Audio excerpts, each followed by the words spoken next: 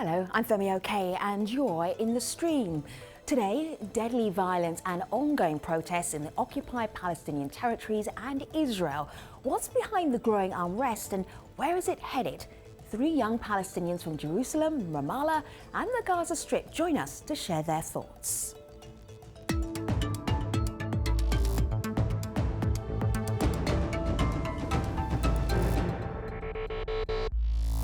So what's going on online? Our digital producer Malika Bilal is checking to help us out with this story. What do you have? Well, for our audience members who aren't there, who don't live there and don't know this reality, the best way to see this and what this means to the people who do live there is through pictures. So I want to share these 2 tweets from Nasser Atta, who is a producer with ABC News. He tweeted this just earlier today. This is the entrance to the Damascus Gate in Jerusalem. You can see armed forces there checking someone. And he goes on to say, if you are a Palestinian youth living in the old city of Jerusalem, you will be searched coming out and in of your home. And you can see one such youth being searched there. So we'll explain what's happening here, why this is happening. We want your help. You can tweet us your questions and your comments with hashtag AJStream. My name is Khaled Sabawi. I am from Palestine and I am in the street.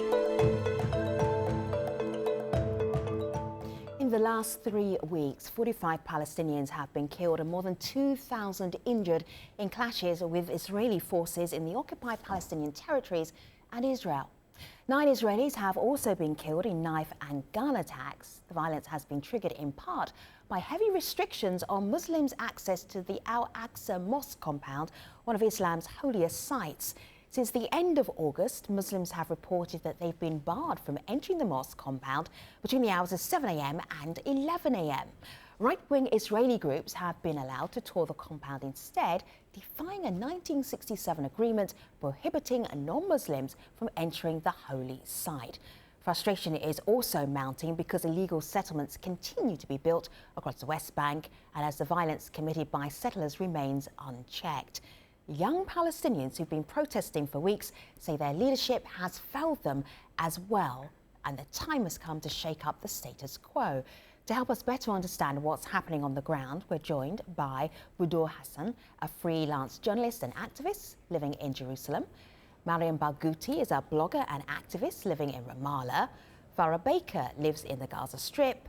And also with us, Ben White, a journalist and researcher specialising in issues relating to the Palestinian-Israeli conflict. Good to have you all here, everybody. I want to show you my laptop. I've been trawling through your Twitter feed, Budur. This is what I found. This jumped out at me. Home demolitions, closure, revoking residency and detaining martyrs' remains. Israel's warned the youth uprising in Jerusalem. It got a number of retweets, a number of favourites. What's the reality right now for you in terms of protests and the clashes? Give us some insight. So basically now Palestinian neighborhoods in Jerusalem are surrounded either by cement blocks or divided by checkpoints, and it's nothing new for most neighborhoods in Jerusalem because, for example, neighborhoods like Isawiyya in Jerusalem, which is very close to the Hebron University, or Jabal al-Mukabbir or Surwan, have always been under sort of restrictions by the Israeli occupation. But there is something new because now these checkpoints are seen in places that don't usually witness clashes. In Sheikh Jarrah, in a place where this is where it's crowded by all sorts of foreign NGOs and foreign councillors and etc. You even see their checkpoints. Even the St. George Street in the old city is blocked by cement block, which is the access through the main road, the road number 1, which divides the eastern part from the western part of the city. So what we are seeing, I think, it's a demolition of the myth that there is a unified Jerusalem under Zionist sovereignty. Even the Israeli occupation has accepted that no, Jerusalem is not united, and there is this difference and there is this segregation. And we've been seeing this military force, this brutal force by Israeli occupation forces on our own eyes. It's no longer masked, because masking it with all this sugarcoating the occupation is no longer sufficient. So you need the entire military arsenal and power of the occupation in order to restore order. Right. But as you've been talking, I saw Mariam nodding. Mariam, go ahead. Yeah, no, I mean, I think what Budut is saying is kind of emblematic at how, regardless of what, analysts want to say, we're changing this from regaining focus on Palestine, that, the occupation has been going on for so long very quietly, and that all of a sudden, again, it's in the media again. And unfortunately, it's only covered when Israeli lives are endangered. But for years and for decades, Palestinians have been enduring an occupation, and it's not really covered, and no one is paying much attention unless the occupying power is the one in danger. So you did mention that this is in the media now, and you said it's because there are Israeli lives lost. So one of the things that happened before we saw this outcropping of stabbings were protests, and those are some things that people online say weren't covered as well, and that's a point you mentioned, Mariam. So this is Omar, and he says, let's not forget that Palestinian unarmed youth are clashing with fully armed Israeli armies. And that's, of course, those protests. On the other hand, though, there's this tweet from D. Wolf who says, let's also not forget armed Palestinian youths are stabbing Israeli civilians and are being encouraged to do so. So, Padur, from your vantage point, because you're in Jerusalem, you see this range of violence here. What do you make of it? How do you explain that? I think if you just the problem is that many people only start following Palestine, as Mariam said, when an Israeli is killed. And then they're missing the really big picture. That in Jerusalem, there is suffocation of an entire community going on every day. And in many occasions, it doesn't happen by bare force. It happens by other softer forms of repression, trying to pacify the community through building all these community centers, trying to destroy lives of people through imposing fines, through closing their shops, through demolishing their homes, which you don't notice. So you can't really separate this from the everyday reality that Palestinians in Jerusalem live through. Since the uprising that followed the murder of Muhammad Abu Khdeir last year, which triggered widespread protests in all over the Palestinian neighborhoods in Jerusalem, Jerusalem has never really been quieted. Of course, you did have few quiet months, you did have less violent months, but everything was boiling all the time. There was something happening below the surface, and this explosion was always waiting to happen. And for people who only started following Palestine now, if only they had been looking about what happening in Jerusalem during prior months, they wouldn't really be surprised that this is happening now, and this escalation wouldn't have caught them off guard. Sure. I mean, Ben, this is an area that you spend a lot of time thinking about, talking about, writing about. Is there a moment here? Because what Badur and Mariam are saying is it's always like this. Can you see in the last few weeks, the last few months, anything that's unusual that's happening? Well, I think both Mariam and Budur are totally right, of course, to point to a much longer and wider context and story. And I think if, for example, specifically focusing on occupied East Jerusalem, if the mainstream media, if the international mainstream media reported better on Israeli policies in occupied East Jerusalem, then there wouldn't be so much surprise when the so-called spike, quote unquote, of violence or unrest occurs. I mean, Jerusalem really is an apartheid city. You know, the mayor of Jerusalem openly and explicitly states that he wishes to maintain a Jewish majority in the city, the kind of position that I cannot imagine the elected mayor of any capital in the so-called West adopting without furious protest. Land has been colonized, settlements have created, the wall, of course, has been established. Now, in the last few weeks, you've seen youth take to the streets all across historic Palestine. Actually, of course, I mean, in Gaza, of course, they've gone to the fence. In East Jerusalem, in the West Bank, and in places like the Galilee too, Palestinian youth in particular have driven forward these protests and demonstrations. So you have this continuation of a Jerusalem uprising, and you also have a chronology of youth rebellion that goes back a few years, which I think is also part of what we're seeing now as well. You know, Femi, you asked about a moment and if there was one. This is one answer from Krista on Twitter. She writes in, what's new, not just in Jerusalem, but elsewhere, is specific events of abuse against Palestinians that are being filmed and they're being shared online. And she points to one in particular. When I asked her if she could point to one that she thought really struck that chord, Krista says, I had a bit of a breakdown after seeing a video of a Gaza father holding the corpse of his 2-year-old daughter. And that's just one instance, of course. So Farah, you see this story and you're in Gaza and you're seeing what's happening outside of Gaza. Of course, your situation is different than that of Jerusalem or the occupied West Bank, but what do you feel when you see those protests happening there? And of course, there are also protests on the border of Gaza. What is your feeling?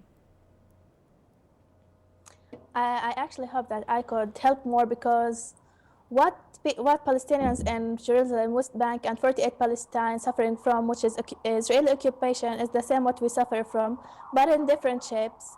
And so we all try to help each other. We're standing like one hand by the uprising, and many Gazans, young people, go to protest at the borders with Israel, but Israelis keep shooting them and killing them.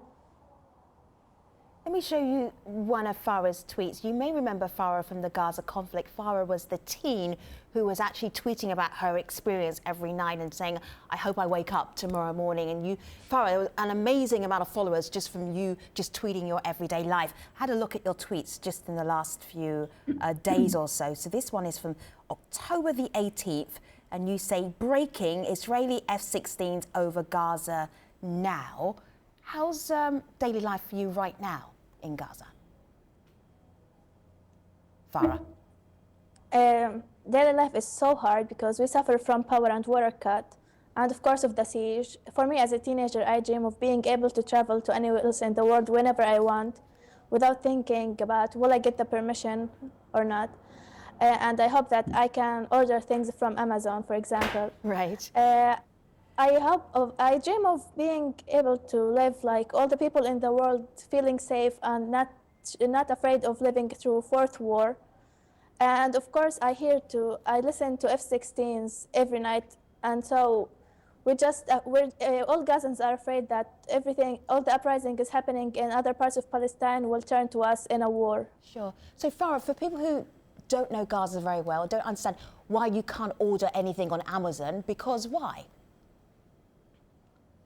Because of the siege, we can't get anything. We can hardly get things into Gaza. There was also a moment where, because of your social media presence during the Gaza conflict, you were given an award. You were honored for an award, and you had to travel to America. Then what happened? I was about to get honored by the IMEU in America, but unfortunately, I couldn't get the permission by Israel to go to Jerusalem to meet the American consulate to get the visa, and so I couldn't travel. All right, let's give you a little example of what it's like to be a young teen in Gaza. Malika, what do you have? Well, Andrew here on Twitter is contextualizing this in his own perspective, and he's saying why we're seeing this violence is because many Palestinian youth have nothing to lose given the circumstances that they're facing and how much has already been taken from them. But there's another perspective. This is Gabbana, who says continual stabbing won't solve the problem. It will only increase the tension. I see you shaking your head there, Maryam. What do you have to say to that? I mean, every single time Palestinians begin resisting, you have the international community telling us, well, why don't you resist peacefully? Which is, I mean, absurd to dictate to the oppressed group how to resist when you're not the one that's dealing with the consequences. Palestinians have tried peaceful resistance, and still the violence from the Israeli military, from the Israeli government, was the same. So unless the only people that have the right to choose the means of resistance are the people that are going to be affected by the consequences, and that is the Palestinians. Whether we are in the streets with our hands up, without any armed resistance, an unarmed protest, a peaceful protest, so you say, we are still going to be shot at, we are still going to be arrested.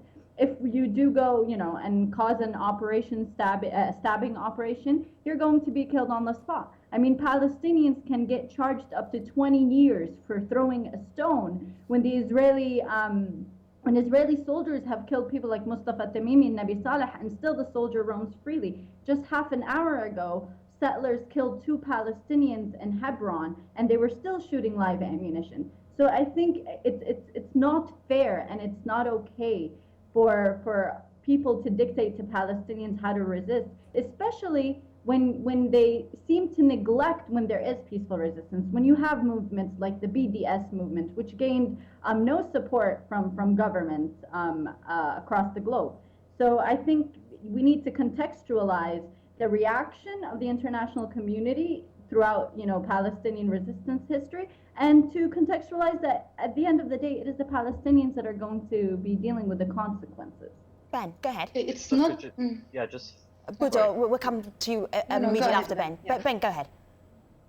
I just wanted to follow on very quickly from Mariam's point and from Andrew's tweet in terms of sort of the desperation of Palestinian youth, and actually the way in which all forms of Palestinian resistance are delegitimized, and specifically by the current Israeli government. And at the same time as Palestinian resistance is delegitimized, the Israeli government experiences or enjoys, let's say, impunity from the international community for the policies that it's pursuing.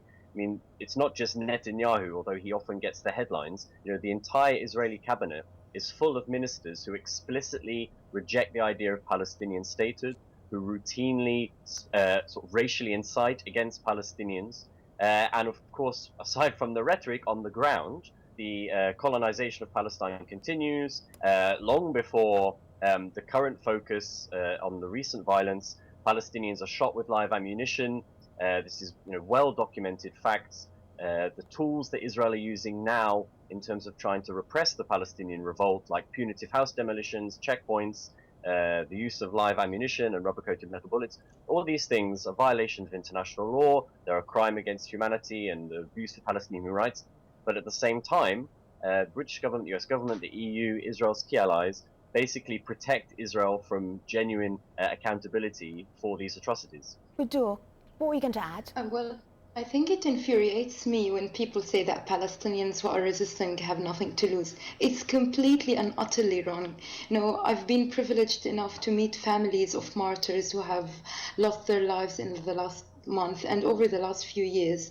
And every single person, every single young man or woman of these people have so much to lose. They have families, they have dreams, they have aspirations. Every single of them has his or her very individual and unique story, very individual and unique dreams. So no, Palestinians do have a lot to lose. And many of those who committed this lone wolf attack in Jerusalem in particular have a lot to lose. Muhammad Halbi was a very bright law student, very eloquent, very articulate. Subhi Abu Khalifa had an amazing family, very loving, and he has great work. Baha Alayan was an incredibly talented community organizer and graphic designer and very loved by his community, and his death is a massive loss for Jerusalem and for Palestine. So no, these people do have a lot to lose, but the fact is that they are prepared to risk their lives because they are so brave and so courageous, and because they're just tired. These people are called the Oslo generation because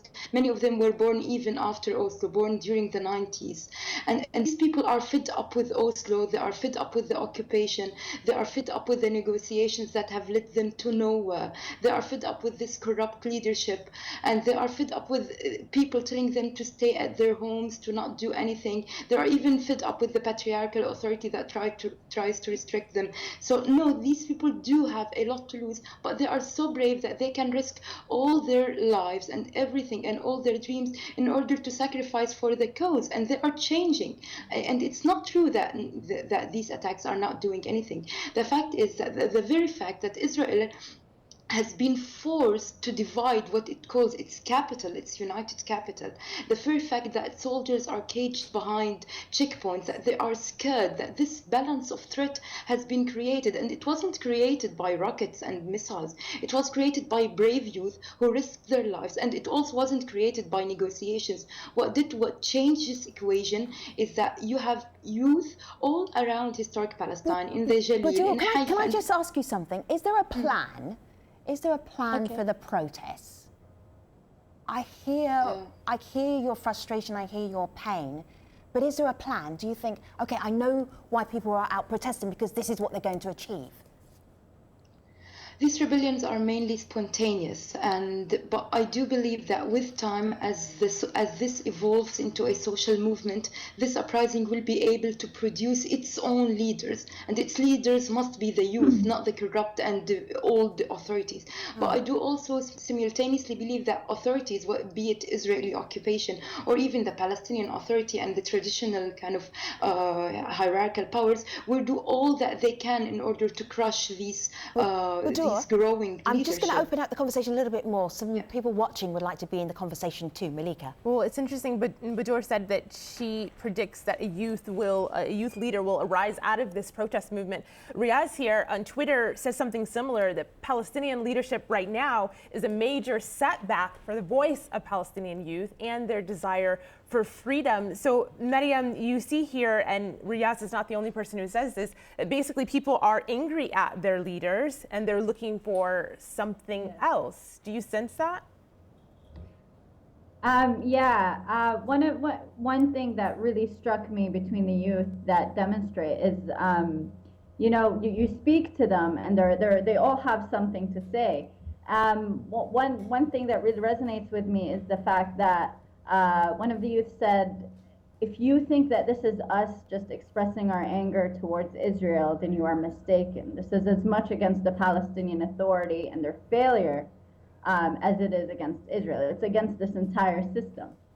And it's really important to note that even in the past, when Palestinians kind of wanted to create some form of resistance, that were on the street protesting, we were usually suppressed by the Palestinian Authority. The Palestinian Authority still does security coordination with Israel, wherein it turns in Palestinians to the Israeli government. And they've been basically the proxy fighters for Israel in the West Bank. And they are also a force to fear. They have the means and they have the power to suppress Palestinians. So, there is also a worry from the youth, for the youth, that what is happening is going to be hijacked by the Palestinian Authority, as it was right before Oslo during the first Intifada. Mariam, can I share? Let me share. Hijacked. Can I say something? Yeah, go ahead, Farah. Go ahead, please. Actually, Israel has been occupying Palestine since 1948, and Israel has been increasing its violence against Palestinians in the last period of time. For example, they burned the 10-month-old Palestinian baby Ali Dawabsha alive as they burned his house. His parents died of their burns, and his brother was left alone in this world. So we Palestinians decided to erupt as long as our leaders don't move and don't help. We want to make a change and stop Israel from its terrorist attacks. Let me show you something here. This is from Mohamed Halabi. Mohamed Halabi was shot dead. He's 19 years old after he killed 2 Orthodox Jewish men in the old part of Jerusalem. This is what he wrote in response to Mahmoud Abbas's speech at the United Nations, which is back in September.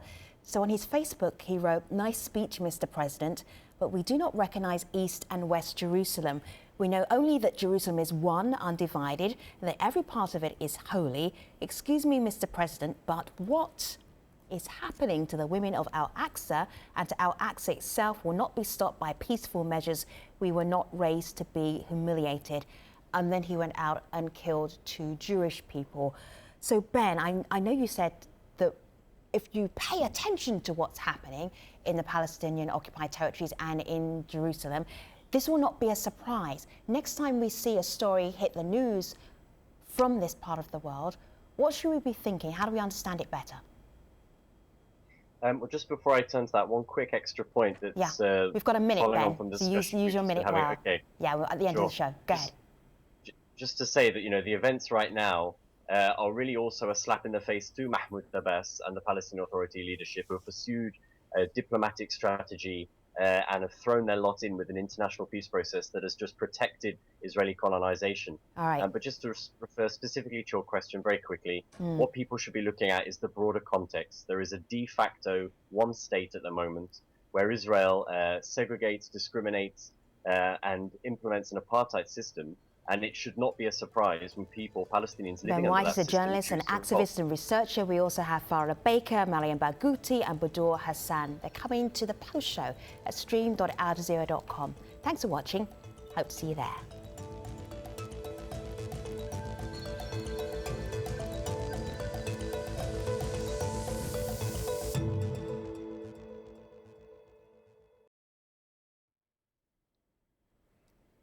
Hello, welcome back. This is the Stream's online post show. We've been speaking with Palestinians about the ongoing unrest in the occupied territories and Israel, and also with journalist and researcher Ben White. I want to show you something back here on my laptop. This is Al Jazeera keeping count of what's been happening since October.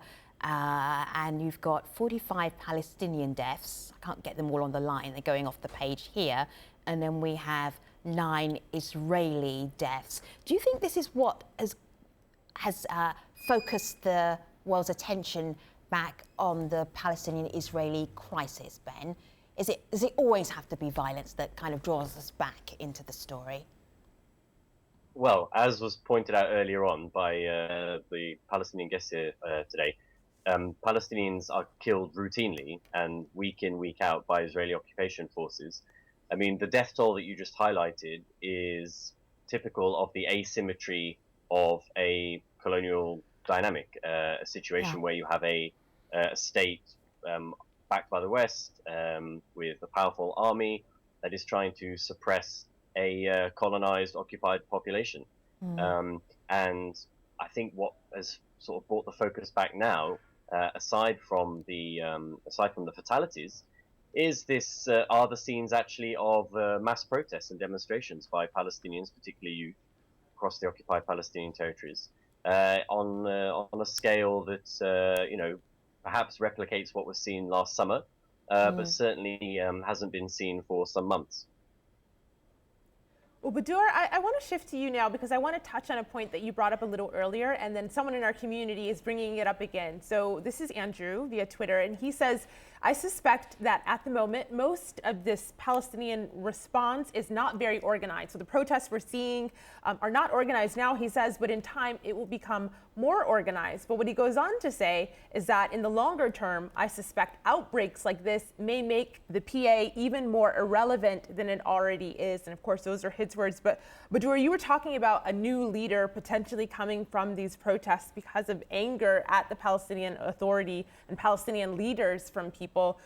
Do you think that that could actually happen? And who would that new leader be? Well, it doesn't have to be a person. It doesn't have to be individual. It can be a movement of people. Why are we always, obsessed with this idea of having the one strong, powerful leader? That doesn't have to do. We need someone out of the establishment. The problem is with producing a new leadership is that we know it will be threatened by everyone, and there will be hijacking attempts by the PA. But more dangerous than this, what Israel does and what so few people seem to be paying attention is that Israel always launches these mass arrests, and these mass arrests target the leading voices in the protest movements. They arrest youths in Jerusalem, they arrest active youths in Jerusalem, and they arrest anyone who can do any change, and then they keep them behind bars for years at times.